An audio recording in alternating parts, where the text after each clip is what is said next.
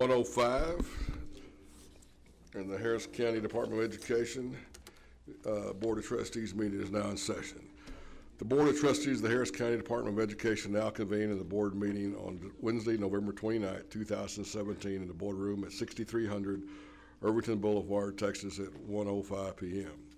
I wish to extend a warm welcome to everyone present in this meeting of the Board of Trustees.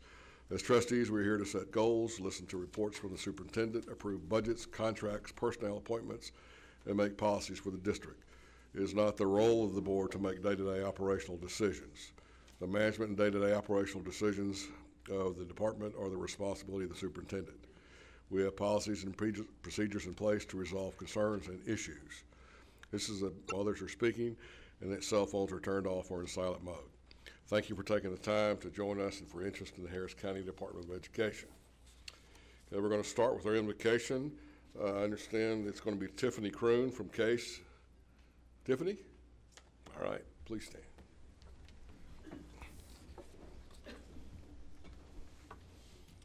Our Heavenly Father, we come to you with bowed heads and humble hearts. As we meet today, we conduct matters of business. Please guide our hearts and our minds in the spirit of fairness, right thought, and speech. Impact your wonderful wisdom upon our activities so that our affairs may reach a successful conclusion. Most importantly, thank you for being the source of our guidance today. In Jesus' name we pray. Amen. Amen. Okay, the Pledge of Allegiance to the U.S. flag and Pledge of Allegiance to the Texas flag will be by Michael Wilson, Center for After School Summer and Enrichment.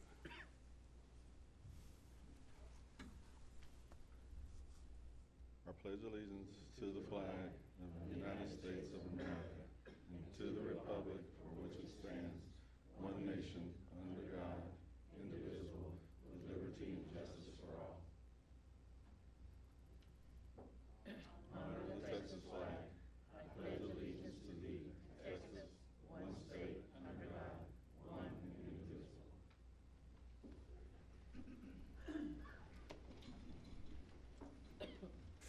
We have several visitors today. I'd like to acknowledge them. We have Andrea Duran. Andrea, thank you for coming. We also have Josh Wallenstein, Colleen Vera, Alan Vera, David Wilson, and Matt Melial. And with that, I think these are all some of the last I just spoke to have signed up to speak to the board, so we'll start with Josh Wallenstein.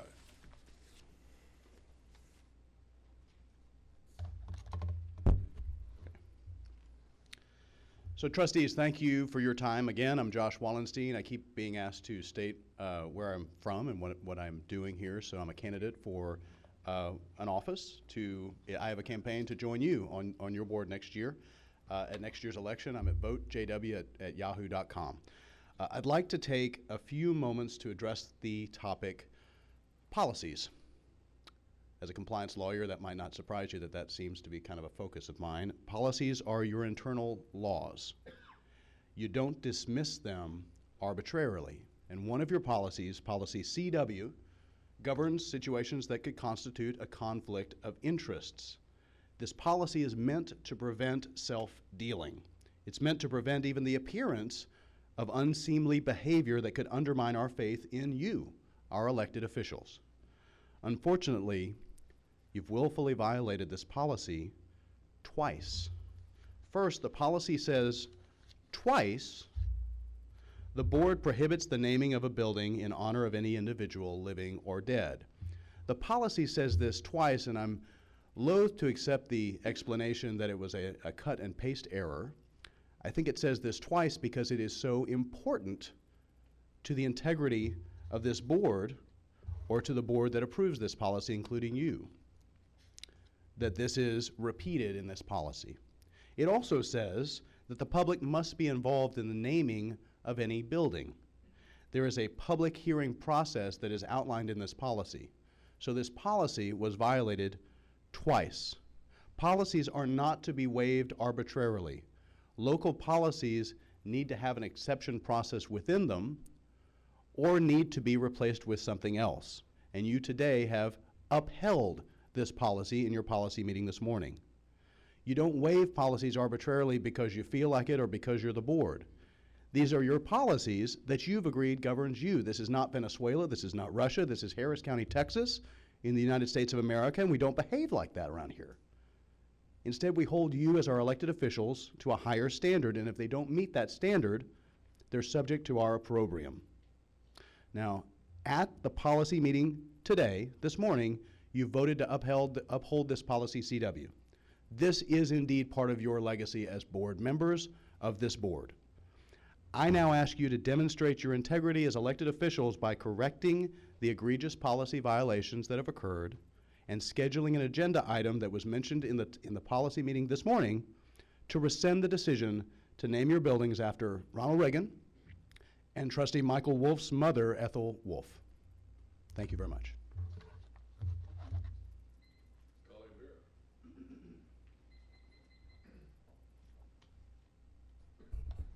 Good afternoon. My name is Colleen Vera. I'm a retired Texas teacher and a Harris County taxpayer. I'd like to comment on agenda item 8E concerning seeking an AG opinion for Harvey relief. If you're going to go to all the trouble of asking for an AG opinion, this would be a wonderful opportunity for you to put me in my place. I am certainly the most disliked person in this room. I've been a thorn in your side for years, coming here accusing this board of not following the repealed laws that govern you, especially former Code 1814, which states that the tax you collect must be distributed to the ISDs in Harris County according to their ADA. Here is your chance to publicly humiliate me and say, we told you so, now go sit down and shut up. Simply word your request for an opinion as, must HCDE distribute the equalization tax to the ISDs according to 1814? If not, may HCD issue the tax funds to the ISDs according to their need to assist in Hurricane Harvey recovery? And if not, may HCD issue profits collected from fees for service to the ISDs to assist in Hurricane Harvey recovery? Wording the request this way would answer both of our questions. There's only one reason that you won't do it, and that's because you know I'm right. Thank you for your time.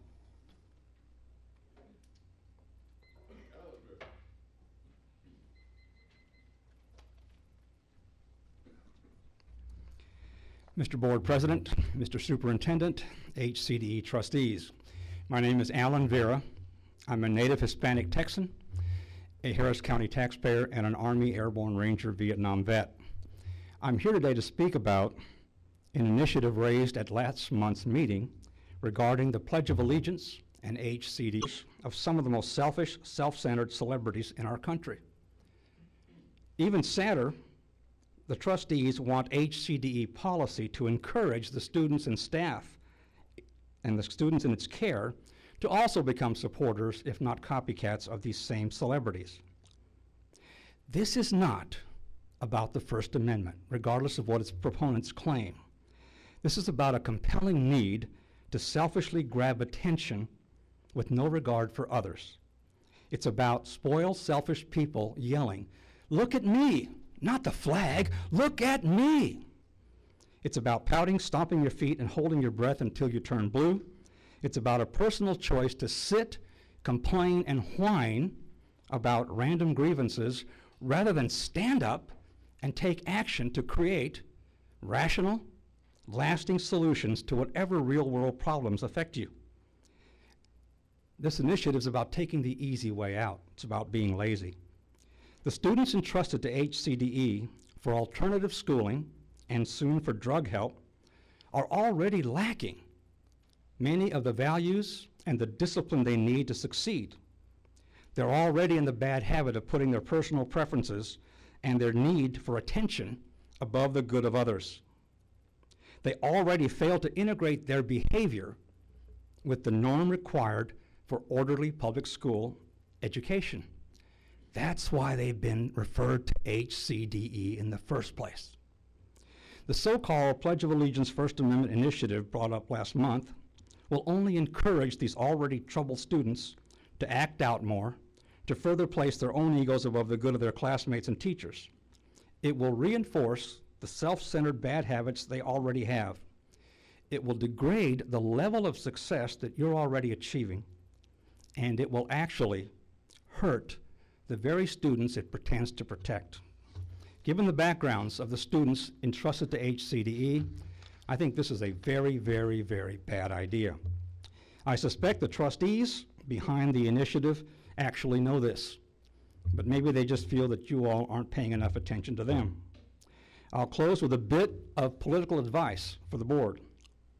Many of you seated around this platform have grown tired of the negative attention paid to HCDE by the Texas legislature. It's exhausting. It's frustrating.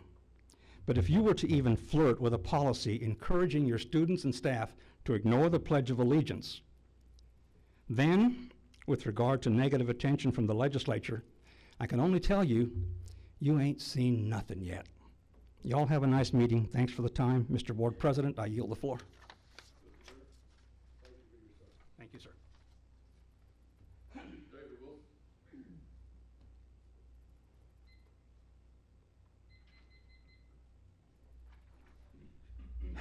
Good afternoon. My name's David Wilson, and I'm the director of the Cypress, Texas Tea Party.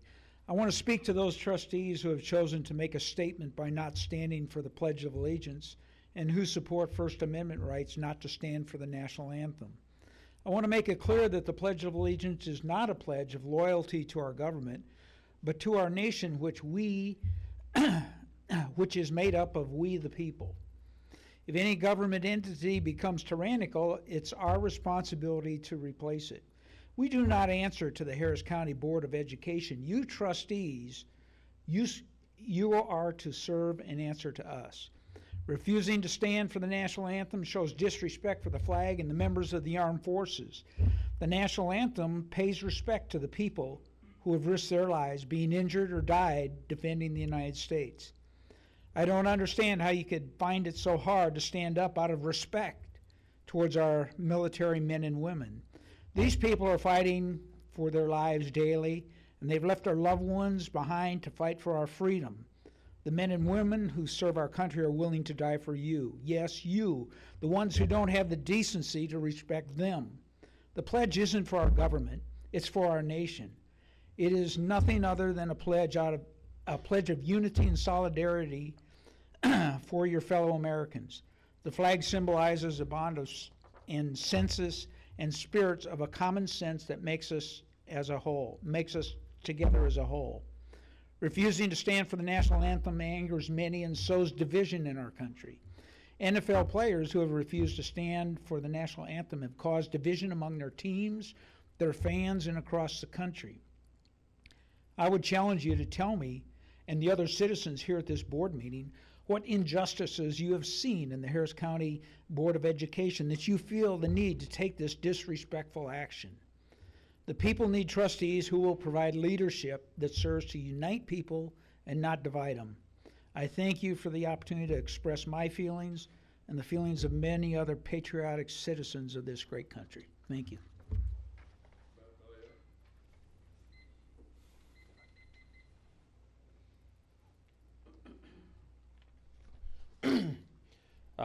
Thank you for letting me speak. I wanted to speak to Article 8C on the board agenda, which includes an evaluation of Superintendent Colbert. I just wanted to say a few things, and he did not ask me to say any of these things. When I first started attending these board meetings, Mr. Colbert came up to me and just introduced himself to me and gave me his card. It was a real collegial thing to do. I didn't know any better, and he just said, if you ever want to chat, I just appreciate your showing interest.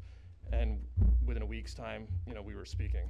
It was a real nice gesture, and I always appreciate when anyone amongst the senior levels of any institution, but particularly a public institution, shows that type of reach out to constituents, regardless of whether they pursue them or not. And I've spoken to a lot of other people who have engaged with him, and whether they agree with him on every view or not, everyone sort of seems to have a pretty good positive feeling about him. They think he's a pretty agreeable guy, competent, tries to be respectful, and it seems like the most hardcore ideologues would have a negative thing to say about Mr. Colbert. But outside of collegiality, I think a lot has been accomplished under the superintendent. The tax rate for the third year in a row has been lower than what it could have been. And while there's been a lot of things that have happened, to me, the best thing I've seen is that Fortis Academy has been realized because of the work of this board. I think it's an incredible thing, and a large part of that, not the sole, but a large part of that came from the leadership shown by Superintendent Colbert. and his commitment to helping the least of these.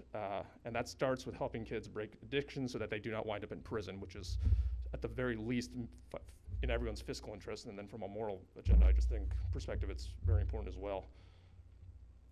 So I just wanted to simply say, I hope that when he is assessed, he's assessed honestly, he's rated well. My understanding is that his current compensation is the third lowest out of 15 in the county. And I think when somebody does do a good job, especially when they bring rates down, they should be rewarded for that, private in corporate America or otherwise. And so I just wanted to say as much. The last thing I'll say is, since two of my predecessors just spoke on the standing before the flag or not, I think anyone can choose to be, whether they choose to stand or not, can be patriotic. And I don't think one side has a monopoly, and I think that side needs to be said as well. Thank you. Our public participation. I sit down with our board members and I go over an annual review of where HCDE is as an entity. And they get a plethora of information. Just as an example, this is how much information each board member gets every single year. And I just really want to thank the board for taking the time out of their busy schedules to sit down and allow me to go over that. And it's really a celebration of the successes of our staff, the joint efforts that our board has put together in supporting our staff and trying to carry out our missions fully. And I just appreciate the board taking their time and reviewing that. Some of y'all I didn't get a chance to speak to, and I've left a copy at your seat for you. But this is a byproduct of systemic leadership and what we do every single day at Harris County Department of Ed. I also like to give a sponsor our showcase once again and speaking about, ultimately opening up our Fortis Academy, and so you'll have an opportunity to read that. Draw your attention also to some special dates that are coming up. And as you know, we're in that time, that holiday time, where we just got through with Thanksgiving and Christmas is right around the corner. And this is the time where our campuses like to celebrate, the festive events that are going on. Certainly every year I try to make it out to our AB East campus, which has an excellent Christmas celebration, and I would welcome any of our board members who might like to attend that. But a really special occasion that happens every single year is with the Bates Collision. Every single year, Bates Collision in Baytown and Channelview, I think for the past 16 years has donated a car to a family from our Head Start campuses. And it is one of the most emotional times to see that parent get to unwrap a car that's brand new to them and have their kids be able to celebrate that. And so please find time in your schedule. If you can't make it to both, try to make it to one. And I can assure you. So we're helping on the creative end by creating PSAs, and one of those aired at the movie theater over Thanksgiving break. And so we're going to show you that clip now, and I can answer any questions.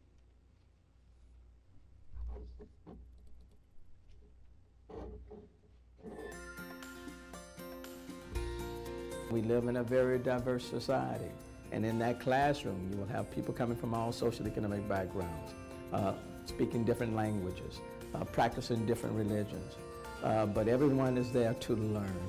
In that public school setting, you learn how to live. I learned those principles and those values from the public school system. I'm Houston Mayor Sylvester Turner, a product of the public school system, and I urge you to go public.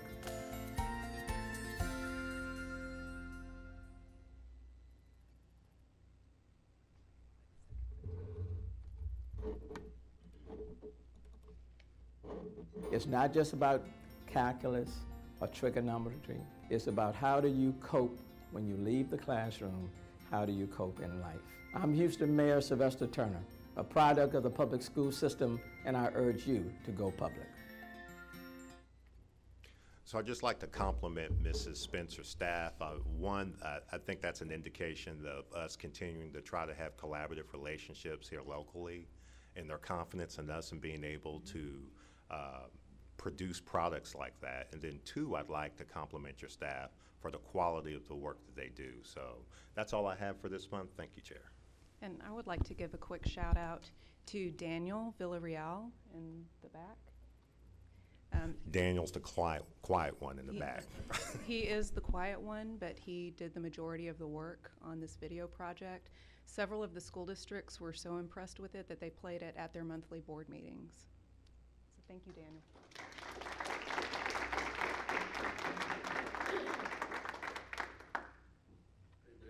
You want to stand up so we can see who you are? He's always the one behind the camera. You never Right. see him.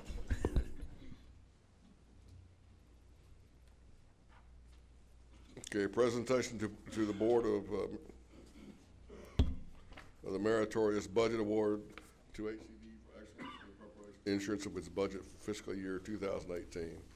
Jesus Amasqua, Assistant Superintendent for Business Services. Yes, Dr. we have, Amasqua. we have a copy of the award that we received. This is the 9th year that the department receives the ASPO award. And want to thank the business department and also all the divisions that contributed to the developing of the budget. Mesqua, real quick, talk a little bit about what it takes to win such an award. There is a standards, benchmarks that are established nationally that you need to meet in order to receive the award. The tool or the budget has to be a communication document, needs to be an operating document, and a financing tool document. So there's those three categories that the ASBO award represents, and we're graded on how we present those policies and plans for the department. This is how many have we won? No, this is number 9th. Very good. Thank you, sir. Thank you. Annual update on the HCDE Center for After School Summer Enrichment Case Division. Lisa Carruthers, Director. Hello, Lisa. Hello.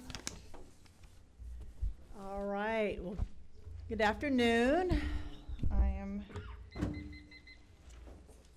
going to start by talking about all the fabulous work we're doing and our case team. So, oh wait, I'm not on full mode here.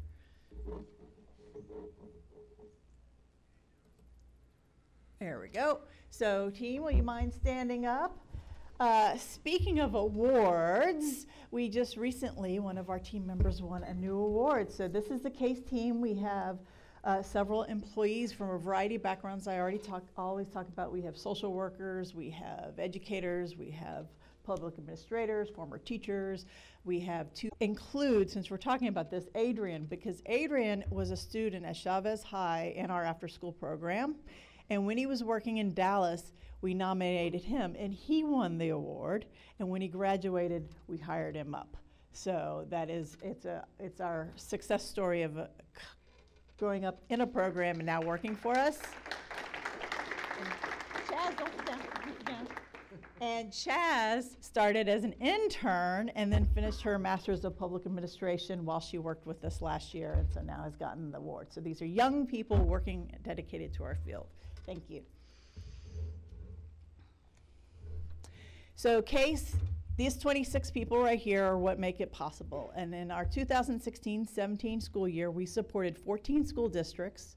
We worked with 1,800 partners. So these partners are made up by our 62 funded after-school programs, the staff, 1,647 staff that we trained in our professional development opportunities, and over 100 collaborators that we work with that are either for-profit after-school providers, but primarily non-profit people working to deliver their specialty areas inside the field and work inside after-school programs, whether it be fencing or robotics or literacy and numeracy initiatives.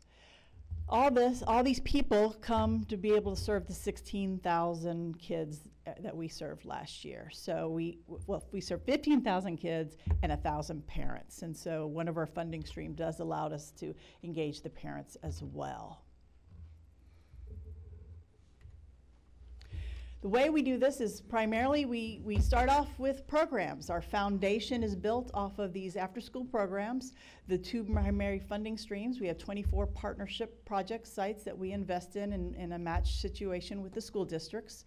And then we have 20 programs funded through the Texas Education Agency through the 21st Century National Funding for After School. We also work with all those fabulous content-based service providers. And the way we do that is we work with primarily is through the partnership with the City of Houston, who invests over $500,000 to be integrated, and we administer it for them on their behalf. So this is our 4th consecutive year doing that for the City of Houston, and through the Literacy Initiative. So we have a contract with the Houston-Galveston Area Council that allows us to leverage federal funds that get distributed through those providers to do numeracy and literacy activities. And this year we're very excited to have the Harris County Public Libraries and Harris County Precinct 1 join with Harris County Precinct 2 in this project. So we have deepened our relationship with the county. We also do a series of professional development opportunities. We have a training series. We had 56 workshops this year, and we had our best ever conference, Cruising with Case. And after we came back from Harvey, we weren't sure if we were going to postpone it or rename it, because cruising after a storm, we weren't sure if that was bad taste. But we made sure that we had resources attend the conference to share for programs that might need in recovery and information sharing. So we modified our topic so that we could bring resources to people working with our kids and post-Harvey.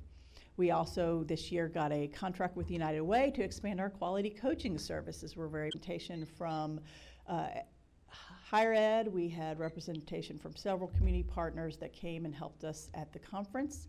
And our events, we have several events throughout the year, but our highlight events are going to be, of course, the second year for us managing the All Earth EcoBot Challenge. So we're hoping this year to pass the 1,000 kid mark. And our new initiative, Case Debates. So 2 Saturdays ago, we had 117 kids come to the first seminar. Yay! This has also been a little, getting up and running after Harvey has been a little bit difficult. You know, principals wanted to get their shop in order to get back open for business, but we do have now 10 programs working with us. 117 kids joined us, and we have another event on the 9th for our second seminar. And the tournaments, we will be inviting you guys to the tournaments, which will be in the spring. We do wraparound services. The opportunities and challenges is that now these districts are talking about wraparound services in a meaningful way, and we are actively involving ourselves in those conversations to make sure we are seen as, HCDE is seen as a resource, and we can resource share for the support services to kids. And our new opportunity is going to be the 21st Century Cycle 10 application that will be released in the spring. We have Cycle 8 will be going away. That's 10 sites that will be closing, in their 5th year of funding, so they will no longer have funding at that level. They are trying to sustain, and we're working on that. But Cycle 10 will give us an opportunity to apply for additional 10 sites. And that is the presentation. Any questions? Thank you.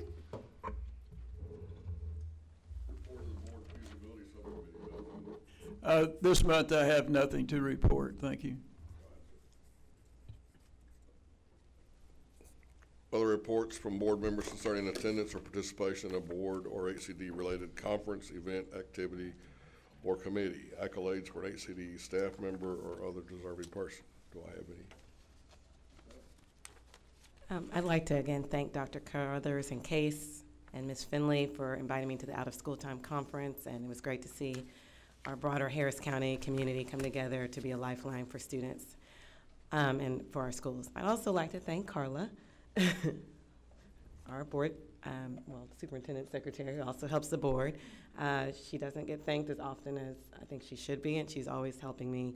I'm always calling her with questions, big or small, and she doesn't make fun of me, at least to my face. So I appreciate that, Carla. And it's November making me think of thanking individuals. Lastly, I'd like to thank active duty military and veterans. I have many in my own family, and state that we may have a disagreement over the United States Constitution and our First Amendment right for freedom of speech, freedom of expression, and the right to peacefully protest. And I will sit or kneel until we to align with those who agree with that. Okay, monthly financial report through 10/31/17. Jesus Amasqua. Dr. Amescua. Before I begin with the report, I'd like to distribute some news that we received regarding our financials and information that we post on our website. And we received notice that we received a star from the Controller's Office for our traditional finances as we posting on our website. That's an email that I received where we have all our financials on our website. I can get to the website.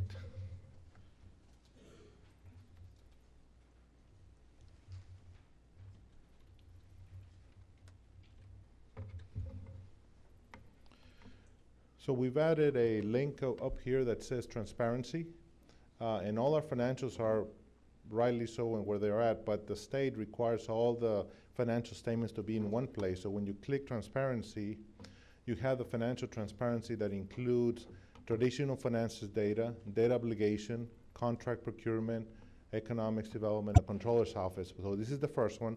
So a lot of financial data, financial summary, our CAFR's annual report, our interim reports that I want to review, they're all posted on our website. All you basically scroll down and you will see all the data in one place, an analysis and the cycle of our budget, the check register, you'll see our financial reports, you will see our investment reports, our tax rate the last 5 years. Then the section on debt obligations continues, and it goes on to include all the data that is required by the Controller's Office. I'd like to thank the technology department and the communications department because they were a part of creating this page to be able to receive this award for the department. So the financial statements for the month, the highlights, and again, they're all posted on our website. This is the logo that we will use for all our transparency star for traditional finances. Everything is posted on our website. Our balance sheet as of October 31st is $30,430,960. Liabilities of $2,262,969. And fund equity and appropriated year to date is $30,430,960. Our unaudited fund balance at this point in time is $30,920,241. You will see in January the audited figure once our auditors come in and present our audited report. Our financial ratios for this month, it is only the second month of the year, will look a little funny because it's only 2 months data. It's not annualized. So the percentage of general fund balance ratio, again, we budgeted at 18%. Again, because we only have 2 months into the year, the ratios are going to look a little funny. So working capital ratio, we're at 28 million. Last year, we're at 29 million. This year, we projected to be at 15. Unassigned fund balance ratio, we're at 42 versus 71 last year. We budgeted to be at 64 at the end of the year. Again, 2 months only into the year. Debt to income ratio, we haven't made any payments, so it's a 0 ratio at this point in time. Our tax revenue to total revenue, we haven't received a major taxes from our collection, so we'll start seeing that probably around the January, February timeframe. Indirect cost to tax ratio, we're at 1%. We budgeted 3% for the end of the year. Fee for service revenue, we're at 21% for the year. Again, this is only the second month, so we're at 55 and 54%. And then fee for service revenue, we're at -8 at this point in time. Again, the first 2 months hit us hard with Harvey, so but it is projected to be at 5% at the end of the year. Fund balance activity in terms of our amendments. Last month we had an amendment. Our revenues were at 12% in the general fund. Overall, we're at 9%. 2 months of the year at 17%, so we're still our revenue, so we'll be lagging a little bit until we start getting some of our revenues at the end of as the year progresses. Budgeted amendment for September and October, and this is our cumulative revenue budget and the cumulative appropriated budget looks like. In terms of our expenditures, we're at 13%. in a linear budget, it will be at 17%, but we're under that. Overall, we're at 12% into the year.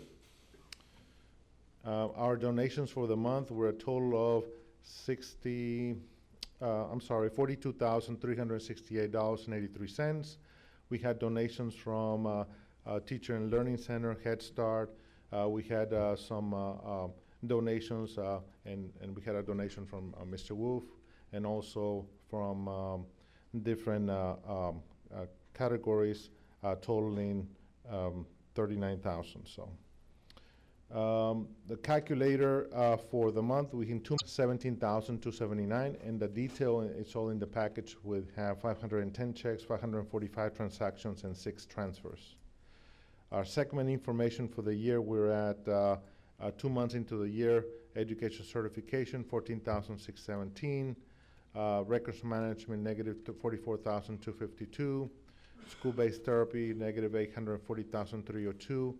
Schools, positive 1,508,471. And choice at 457,570. Again, 2 months into the year only, so revenues are still lagging a little bit because of the Harvey situation. Our amendments for the month is a grant that we received in the amount of $75,000 from United, I believe it's United Way, $75,000 for case.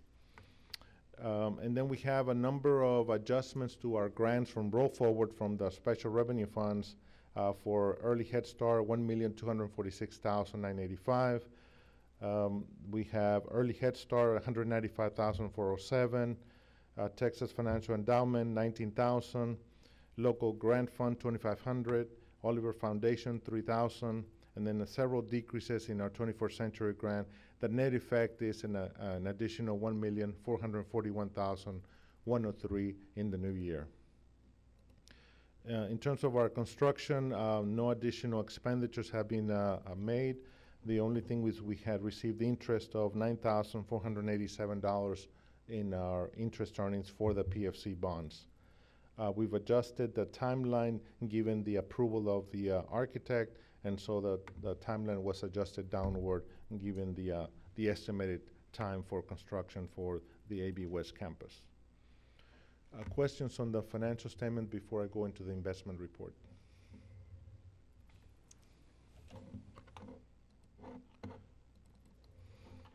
In the investment report, we have rates continually to go higher, inch up every time. All our information is posted on our website, and we have a portfolio total of $37,630,918, of which $10,892,635 is in our Public Facilities Corporation, which includes the monies that are in our tax pool for the AB West campus. Approximately 63% is on investment pools and 37% is in our bank. And all our funds are in the tax pool with the PFC. Year-to-date comparison from one year to the next, we're 2% higher from a year ago, and 43% overall, including the PFC from one year to the next. We have pretty much everything overnight, 30 days, and our year-to-date in terms of interest earnings is $33,460, and the PFC $18,746. 1 day at 1.02%, and you will see how it has increased the rates and pretty much is at the 1% level at this point in time, which is significant better than say a year ago. Questions on the investment report? Nope. Thank you. Oh, just a reminder, we have some of the confirmations for our annual report for next month, so I'll distribute these confirmations to you at the end of the meeting.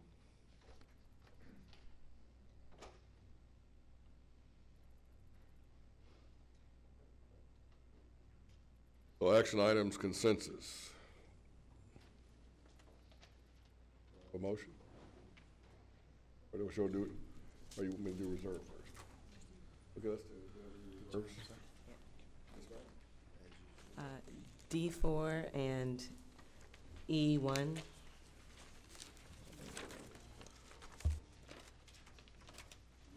D4 and 6E1? D is in dog 4. Okay. E is an elephant 1. Gotcha, okay. Yes, sir. E5? Okay. I'm also going to do 6C2.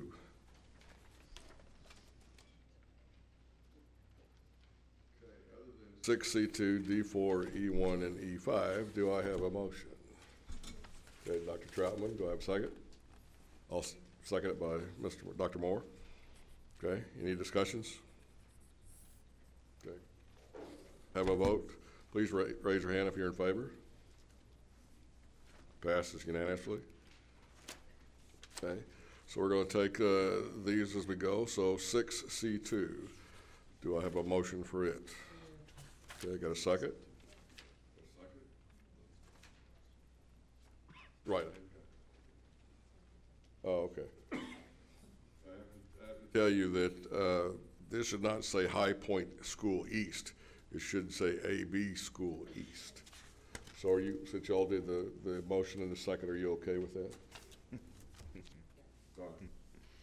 Okay, do I have any discussion? Okay, all in favor, please raise your hand. All abstain? My son worked for one of the school districts, so. Okay, so motion passes 5-4 and 1 abstention. D4. Do I? Okay, got a motion? Do I have a second? Got a second? Any discussion? Yeah, so maybe I should have asked the attorney. I would actually like to divide it and move one.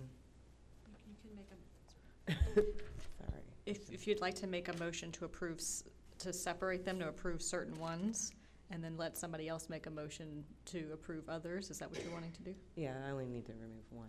Okay, then you can do that. You can remove that one, make a motion to approve all, like, with the exception of whichever one that is. Yeah, so let me revise my motion and see if I get agreement. My motion is to, for E1, to agree to all awardees except for the Woods Project, Inc., which I would like to do in a separate motion. It's in the middle, the Woods Project, Inc. I'll second that.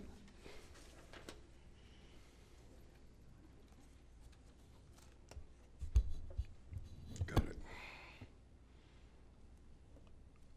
Okay, so I have a motion, I have a second. Any discussion? Okay, all in favor, please raise your hand. Motion passes unanimously. Okay, do I have a motion on E1 for the Woods Project? Got a motion? Do I have a second? I'll second it. Got a second? Any discussion? All in favor, please raise your hand. All opposed? So motion passes 5-4, 1 against. Okay, E5. Do I have a motion? So moved. Got a motion by Dr. Moore. Do I have a second? Second. Got a second by Mr. Sumners. Any discussion? Yes. Go ahead. Yeah. Why is it such a large increase of $55,000? That seemed pretty big to me.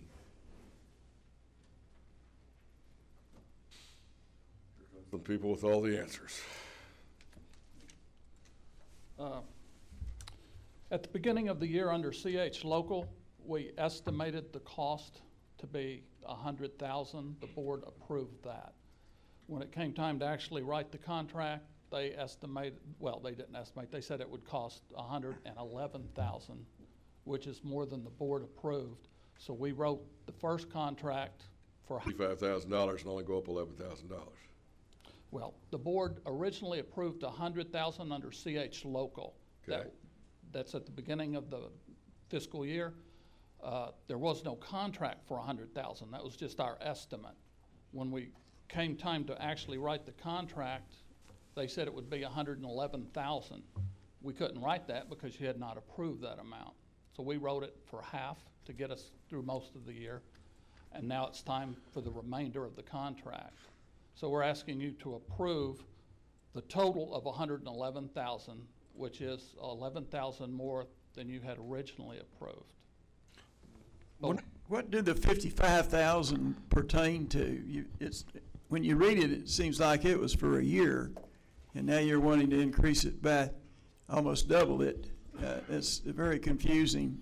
And second part to this question is, now that the contract has gone over the 100,000, have you contacted other landscaping companies to see whether or not this is competitive? And did you go out for bids, or is this sole sourcing? I need an explanation of that, because I looked at some of the amounts that they're charging for mowing, et cetera, and the ones that I'm familiar with in terms of space and all, looks to me like they're charging you a premium over what I would expect to have paid had I been a business rather than a government. Well, this was awarded under an RFP, 15023 JN, so the year 2014-2015, it was awarded. So it was bid, so to speak, back then, and it's been renewed since then. Well, see, the problem, I think the problem the board's having is your agenda item is poorly written. Because you said we approved $100,000, and you're going to 111, but you're asking for an increase of 55. Most of us can figure out that's not a $55,000 increase. My apologies. So I mean, that's the problem we're having. Yes, the increase should only be the 11,112, not the 55. Mechanically, internally, instead of us contracting for 100,000 that the board approved, we've only contracted for 55,000, and so the difference is the other 55,000. So, I mean, but if we could address that through an amendment, I don't know the need to rewrite it. To figure out an amendment with the all he has to do is just change change 11, the change it to 11,112.58 as the overage is all we need. So just say an increase of 11,000. That's instead of an increase of 55,000. Now, let me address your question. The 11,000 increase, and correct me if I'm wrong, Jay, it is because we have additional locations, because we added to the scope of work, not because the price went up. Can you address that, Jay? There's one or two sites we added. Baytown Early Head Start, the new Medfield site for ABS West, et cetera. There are a couple of sites come into play. That's about what it was. All right, so can we address Can I just ask for a point of clarification? Go, sir, Because you please. said that earlier, and I just want to make sure I understood. Was the original 55 for 6 months or for the whole year? I believe the contract was for a year, but we estimated when we wrote the 55,000, it would only last 6 months. But instead of writing a 6-month contract, we just had the 6-month amount. Okay, thanks. Okay. More questions. So we wrote a contract for 55,000 under an RFP, but the 100,000 was just in a budget allowance, right? It wasn't actually a contract with this vendor. The 100,000, it was an estimate that we projected for the year that the board approved under our CH Yeah, but that was an agenda. I mean, that was a budget item. It was wasn't a contract with this particular company. It was meant to be up to 100,000 with that particular company. They had approval for up to $100,000, but they only wrote a contract for 55. Yeah, what I'm trying and so now they're just trying to come in and add the other 45 plus. What I'm trying to figure out is if you're obligated under this contract to stay with this company, or if you've written a contract for 55,000 under this RFP.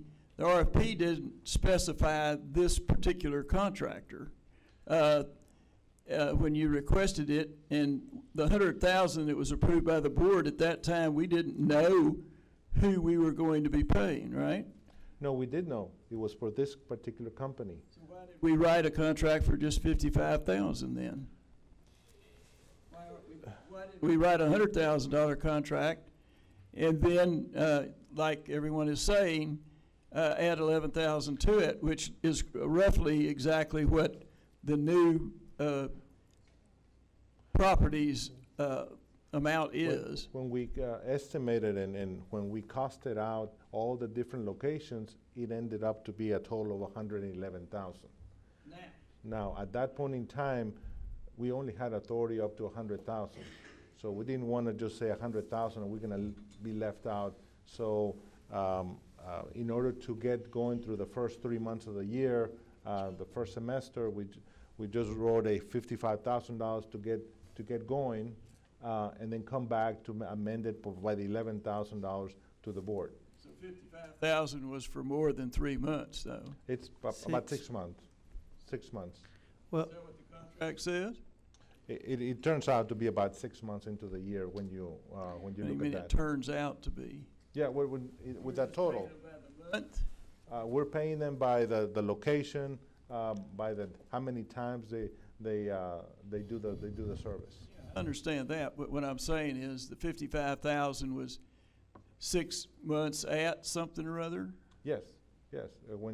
So, okay. Yeah. Well, it looks to me like you've really and when we complicated mixed up matters us up. Shouldn't have done the 55. We could have gone all the way to the 100,000 and then just do the $11,000 amendment. Yeah. Well, all I say is that we're probably not going to be approving these open ends in the future. Excuse me, because this is obviously not a situation that we would have preferred. I think to me, Mr. President, we have Can we do the amendment, please? Yeah, we have it on the floor and seconded. We need to vote on that.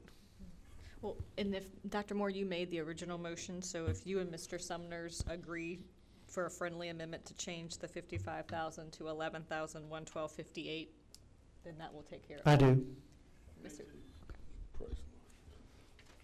All right, all in favor of number 5 with the amendment of it being 11,112.58 instead of the 55,000, please raise your hand. Motion passes unanimously. Thank you. Okay, we're at the non-consensus, action items non-consensus. So number 7A, discussion. Payment in lieu of taxes to be exempt, but they will pay the exact amount of the tax in a payment to the department, so we will not lose any revenue. Yes, ma'am. So we're telling the tax assessor, who are we telling that they're exempt? That's what I'm wondering. Sigma Tube and Bar is the property owner, and they have property in Harris County, and the value of that is $9,910,000. The tax is $515,000. What they want is to be exempt from tax, but they will turn around and give us. We're telling the tax assessor we're going to say. No, they're requesting that to enter into an agreement with the department. Or the appraisal district. Don, why don't you clarify? Okay, the appraisal district will handle this by taking that property off the roll for taxation.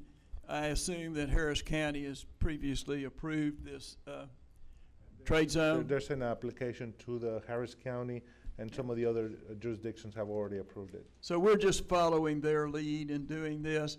We won't lose money, but they will gain advantages from the membership in the foreign trade. Do I have a discussion? There ain't no discussion. All in favor, please raise your hand. Motion passes unanimously. Number 7C, consider approval of Amendment 3 to the service agreement with Child Care Careers LLC to provide substitute teachers and teaching assistants, RFP 13/040KJ, to the HCDE Area 1 Head Start program. Do I have a motion? Okay, got a motion by Dr. Moore. Got a second by Dr. Troutman. Okay. All in favor, please raise your hand. Do I have a discussion? I'm sorry. This may be to Mr. Colbert, but this is almost every agenda or every other that we're increasing for substitute TAs, and I will reiterate that I'm very concerned about this, and maybe we can discuss you giving us more information on other ways we can combat this challenge we're facing at Head Start. Definitely, I will get with you, but I think eventually we need to probably have a discussion as it pertains to Head Start, a topic that you've brought up before, that if we better compensated our Head Start teachers, we would probably have fewer vacancies or absences. And that's probably a discussion that's probably more suited around budget time. As we go into the next budget cycle, that's something that we need to give a really tough look at, but certainly duly noted. Anybody else? All in favor, please raise your hand. Motion passes unanimously. 7D, consider approval of Amendment 1 to the service agreement with Zenith Learning to provide substitute teachers and teaching assistants RFP 17/017LB to the HCDE Head Start program. Do I have a motion? Got a motion by Mr. Dick. Got a second by Dr. Troutman. Any discussion? Probably the same question. Anybody okay? All right. If all in favor, please raise your hand. Motion passes unanimously. Okay. Number 7E, consider approval of. Mr. President, did we do D? I'm confused. Oh, that was D. Oh, I see. Thank you. One is Head Start and the other one's Early Head Start. Right. Number 7E, consider approval of service agreement with Zenith Learning, Zenith Premier Inc., RFP 108717/017LB to provide substitute teachers and teaching assistants to the HCD Early Head Start, Child Care Partnerships, and Head Start program. Do I have a motion? Got a motion by Trustee Carr. Yeah, Trustee Second. Lee Carr. We got a second by Dr. Moore. Do I have any discussion? All in favor, please raise your hand. Motion passes unanimously. Consider approval of Case for Kids Partnership Project Award for FY18 to Southwest Schools Charter in the amount of $28,000 for the following campus. That's Bissonnet Elementary, 55 students served for the contract period of 8/1/17 to 7/31/18. Southwest Schools Charter is also funded through the 21st CCLC Cycle 9 grant in the amount of $150,600 for a total aggregate amount of $108,600. Do I have a motion? Second. Okay. Any discussion? I have a question. Why are we voting on something that's already happened? So the award process comes as an information item to the board when we make the decisions, and then the interlocals are prepared and go to the school districts. And when the districts go to their board and approve and sign, they come back. And so historically for our grant works on the southwest side. And they have historically worked with us when we do our collaborative grant processes to award, we both on 21st Century and on partnership. And so they applied for campus this year for the Southwest Elementary. They have applied in the past for the same campus. So this is, we've had this campus before, and they were awarded this year. So what do you mean by charter system? Southwest Schools is a charter system. I believe they have 4 schools inside their charter. They're like a KIPP or a YES. They're smaller scale. They started about 8 years ago. So these are schools outside of their charter schools that they're doing this work. The Southwest Charters operates $50,000 to $98,487, an increase of $31,337 for expanded law enforcement services at the AB School East and High Point School East campuses from 1/6/17 through 2/28/18. Do I have a motion? So moved. Okay, do I have a second? I'll second it. Okay, any discussion? Yes. Okay, sir. Can somebody come explain why we're increasing this amount by 47%? It's actually a replacement cost. We're going from 1 officer to 4 officers. We previously had executive threat in that position, but we terminated that contract in December. And so, again, we're moving from 1 officer to 4 officers. And that contract starts over in March. Instead of having private security, you're going to have real officers? Correct. Okay. So it's costing you that much more to have somebody stand out there at the street? Not that much more. They're adding more. It's a replacement cost. So, wait. Was there, What would the increase be from additional sheriffs to it subtracted from the private security? In other words, by going to sheriff's officers, how much more are you paying? So I don't have the exact numbers, but I know that we're actually spending less with Harris County sheriffs versus executive threat. So we're saving money. So this is an increase in the sheriff's budget. Officers on the clock, that we're just supplementing that with the county sheriff's department.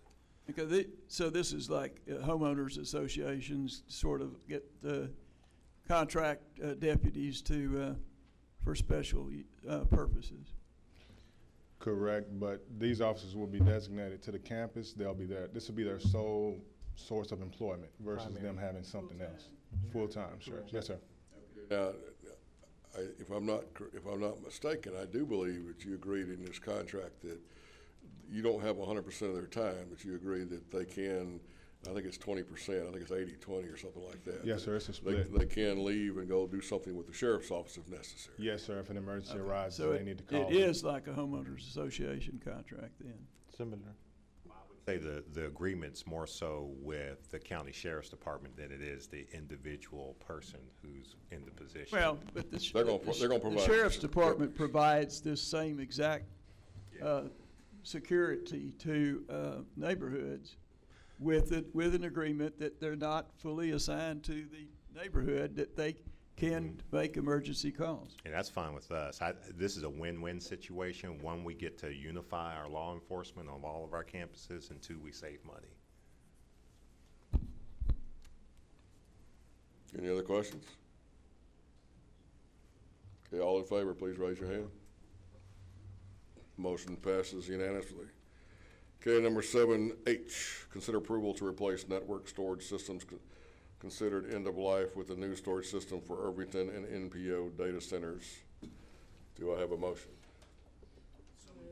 Okay, I got a motion by Mr. Dick. I have a second by Trustee Lee Carter.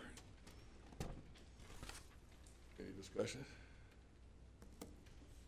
Yes, ma'am. Okay. Well, I just want to say that we've seen a lot less of these than I've seen over my tenure, so I don't know if we upgraded almost everything or you're maintaining things. But does this include, how much support does this include in this total cost of the storage? When you say total support, you're asking in terms of? This company just going to put in the storage system, or are they going to provide? We're covered with support with the vendor. They will service this with us during the time that we own it. So we pretty much call them for anything that we need, but that's rare. Is this for equipment only? Yes, sir. So Equipment we're going to have an annual agreement with them? No, it's a one-time capital expenditure, so we're buying the equipment, and there's some professional service for them to install it, so it's not a continuous, there's no continuous cost. Oh, this is all on-site stuff? Yes, sir. Okay, have we explored doing this on the cloud? Yes, this is still, for a long-term solution, this is still more cost-effective to us. The amount of data that we have and logistically, it just makes more sense for us to keep this data on premises, and also, again, the amount of data that we're dealing with, it's just more cost effective for us to have an on-premise solution. There's some awfully big companies storing all their stuff on the cloud. Yes, but even then, some of them are very selective. Most big companies still have a lot of their critical data on premises. Okay, so anybody else got any questions? If not, all in favor, please raise your hand. Motion passes unanimously. Okay, number 7I, consider approval of master job order contract with Facility Sources, job number 16/054JN-04 for the restoration at the Fortis Academy campus due to the weather damage from Hurricane Harvey of amount of $128,411. Do I have a motion? So moved. Got a motion by Dr. Moore. I'll second it. Do we have any discussion? Okay, all in favor, please raise your hand. I had some discussion. Okay, then put your hands back down. Mr. Moore has a question. What company is this with? Huh? Who are we paying? Facility Sources. That's the name of it? So somewhere didn't we approve a contract with Blackman Mooring earlier? Yes, that was to remove the sheetrock and the damaged property, carpet. So does this include the modifications to the building to accommodate the new school, or is this just throwing the sheetrock back on? This is just to replace what was put there. Put it back the way it was. Going to do that when we know we're going to move walls and stuff? You've seen those walls, right? Well, yeah, but what I'm saying is that you don't put it back on, then you decide that you're going to move the wall 5 feet this way, or make another office or whatever. And I know you're changing up the lobby. Why in the world would you put it back like it was and only to change it again that you know you're going to do? Good question. We need to get the building back together and put together, back open. The potential renovations in that space are minimal. The majority of our project will be in the back where the kitchen's going to be, the classroom space, and that type of stuff. So it's more about getting the building put back together, Trustee Summers, and getting our doors open again. And no, we won't do anything twice. We're not going to put in brand new carpet, tear it out, and replace it with something else. It's just we've got to put this building back together. Are you improving the existing walls? Oh, yes, sir. So expensive. I mean, the original construction was quite inadequate. Demountable wall system, yeah. But, I still do. We don't even have the plans yet as to what we're going to do. So how can you say that you're not going to change it? We have the plans, but around here. Go ahead. Who's next? Sorry, Erica, you're next. Well, I'm pretty sure Jay has written plans. When I was able to take the tour after the groundbreaking, the director described in detail, and he said because of Harvey, some of the things had to change because we have to do these repairs first. And so things like they were going to widen a hallway, and now they're not. So they had very detailed every area. They were showing us what they had planned to do. So when I looked at that, I could envision visually, because I saw it, what area they're going to just repair from Harvey. And the kitchen and all that wasn't affected really by the Harvey flooding. And so that's separate. And that's going to be a separate construction renovation project. That's correct. But they have adjusted plans. They have written plans based on Harvey destruction and other information. Okay, so based on what Erica says, you're not going to put something back that's going to be later changed? No, sir. No. Eric, you got something? I do have something. Where are we with the insurance claim? And is this the insurance claim we have? We're working on that. Our independent adjusters really helping us out a lot with that, and we're currently working with them behind the scenes, maximizing what we're going to get back from our insurance company. And does this kind of correlate with what we're asking for, or what they paid, or anything around that? We're going to do real well on insurance. Our deductible's $100,000. We've met it. We're going to, it's the PA did its homework. So. Cool. Does the amount that we're paying, does that kind of tie in any way with what we've received, or have we received any money, or we're still in the claim process? Kind of, yeah. Dr. Mesko and we're still working on that. Still working on the claims. Divulge that right now. Yeah, I understand that. They've offered in advance. We really don't need it. We're also working with FEMA. As well. So first we need to finalize what we're going to get from the insurance company, and then anything else, then we also need to file a FEMA claim.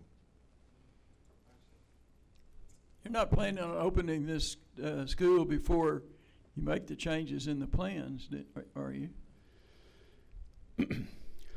We're gonna make these repairs and open the building in February, March, to get the kids back in there. And then you're going to make changes while they're in the school? Yes, sir. Have to. We do it all the time. Well, you don't make changes like this all the time. In the back of the house, we will. This won't affect this front. Anybody else? Okay, all in favor, please raise your hand. All opposed? So we have 5 for, 1 against. All right, so we're now going to go into executive session on the Texas Government Code pursuant to any and all purposes permitted by sections 551.001 through 551.084, including but not limited to 551.071 through 551.074 and 551.082. It is 2:26, and we are now in executive session.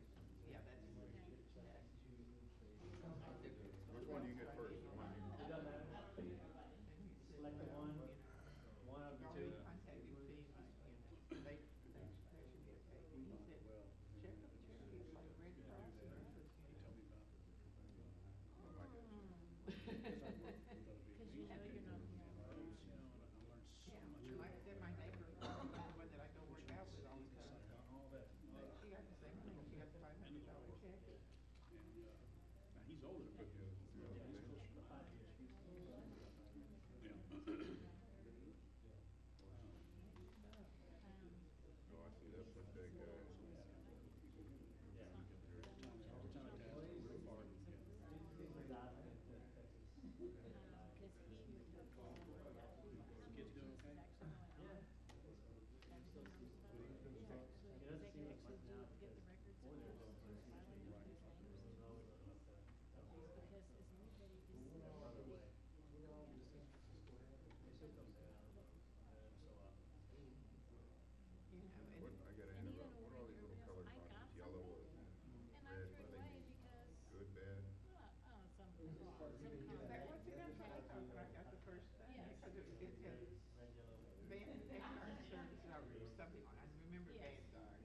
But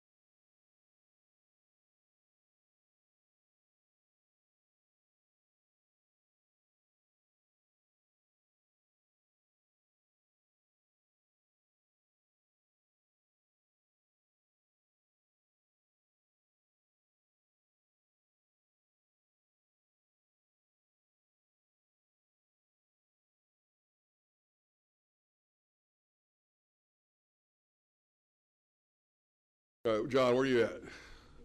How do you say your last name? Try it one more time. Prestigiacomo? I don't think any of us got that right. Sorry about that. I was about 2 syllables short. Yeah, I think so. All right, so we're back in session, and we need to talk about employment for the Director of Maintenance Facilities and employment for a teacher at High Point East.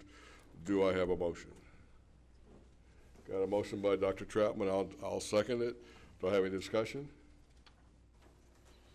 Okay, hearing no discussion, all in favor, please raise your hand. Motion passes unanimously. Welcome aboard, sir. Well, I did both. Okay. I was buy one, get one free. All right, do I have any other motions? Motion adjourned. I'll second that too. We are now through at 3:51.